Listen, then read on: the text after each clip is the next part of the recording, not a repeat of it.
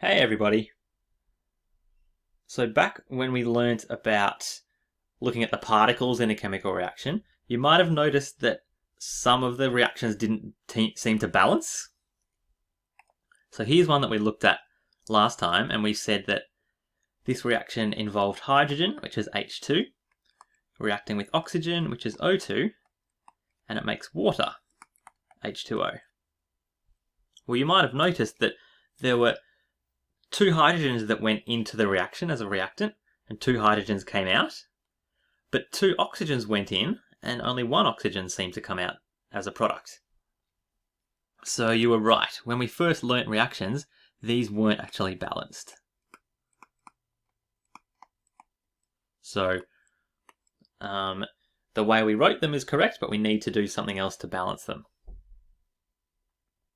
And that's all to do with a law that scientists discovered, and it's called the law of conservation of mass.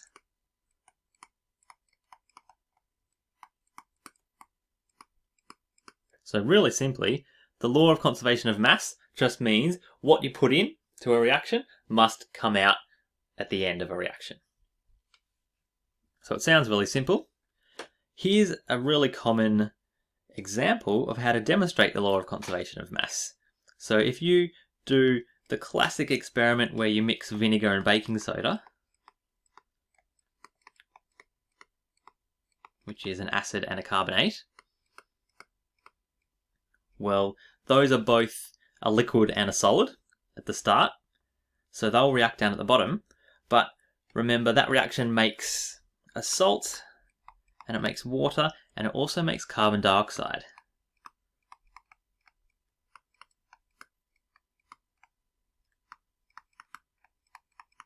So normally that carbon dioxide, since it's a gas, it's going to diffuse out of the container and spread out into the air around you. And that means that the flask you're doing the reaction in, its mass is going to go down as the reaction proceeds. But if you put a balloon on the top at the start of the reaction, and you put your whole container on a set of scales, like they've done here, then as the reaction proceeds and your vinegar and baking soda bubble away, even though that carbon dioxide is released into the atmosphere, it's all going to be caught in the balloon, which is still being weighed by the scales. So as this reaction goes on, there's no change in mass.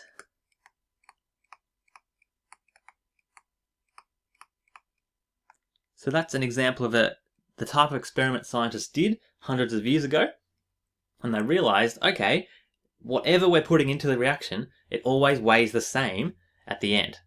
Which means any atoms that are reacting as a reactant, those exact same atoms must be there as a product. And the way we represent that is by balancing our chemical equations. And a good way to think of a balanced equation is with a set of scales.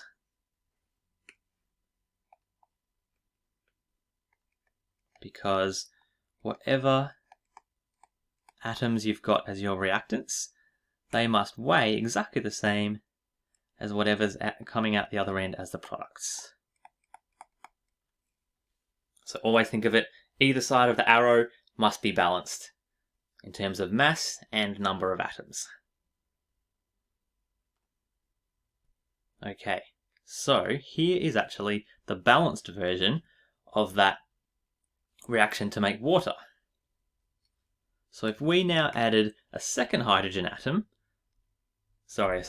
molecule, and a second water molecule, then suddenly we've got 4 hydrogen atoms going in, we've got 2 oxygen atoms going in as reactants, and then in total we've got 4 hydrogens as products, and we've also got 2 oxygens as products. So this reaction's balanced now, because if we put these on a scale, they'd be equal on both sides.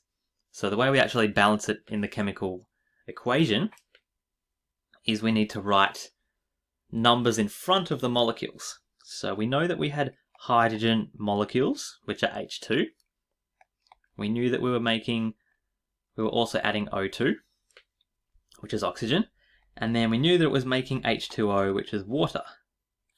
But what we can see here now is we actually need 2 molecules of hydrogen. So the way we do that is we write a 2 in front of the hydrogen, the symbol for hydrogen. So this 2 is saying you've got 2 molecules of hydrogen. We've only got 1 molecule of oxygen, so we could write a 1, but the convention is you just don't write anything. And then we can see we need to make 2 waters in order for it to balance. So that's our finished balanced chemical equation. Okay, here's another one. This was our chlorine gas mixing with sodium to make table salt. So we had chlorine gas, which is Cl2. We've got sodium metal, which is just Na, because it's a lattice. And it's making sodium chloride, which is NaCl, because there's 1 sodium atom for every chlorine in the lattice. Okay, in this case, let's start counting what we have. Well, we've got 2 chlorine atoms, we've only got 1 sodium atom going in, and then we've got only 1 sodium coming out, and only 1 chlorine coming out. Okay, so that means we're going to need an extra chlorine as a product. So the only way to do that is to add a 2 at the front here, so that we're making an extra sodium chloride. But now we've got 2 sodium atoms coming out again. So we've got 2 chlorides now, which is good. We've now got 2 sodiums coming out, but we've only got 1 going in. So we're going to need to add another sodium by putting a number out the front to say 2 sodium atoms go in. And now we've got 2 sodium atoms on the left as well. So this equation is now balanced. Fantastic. All right. I think we've got one more example. Yep, here we go. Okay, this one is carbon sulfide, CS2. And it was reacting with oxygen, O2, to make carbon dioxide, CO2, and sulfur dioxide. So since we've got the picture of the molecules here, it's pretty easy to see, okay, we need 3 oxygens and we need 2 sulfur dioxides. But normally we don't have the pictures of the molecules. So let's actually work through it without seeing this picture. So let's move it off to the side.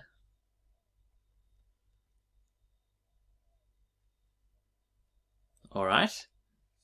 Well, on our reactant side, we've got 1 carbon, we've got 2 sulfurs, and 2 oxygens.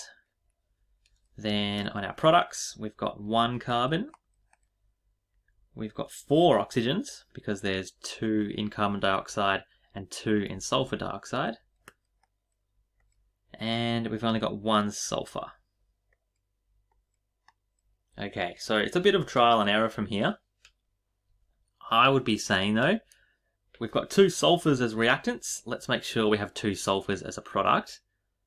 So the way to have 2 sulfurs is to make us have 2 sulfur dioxides.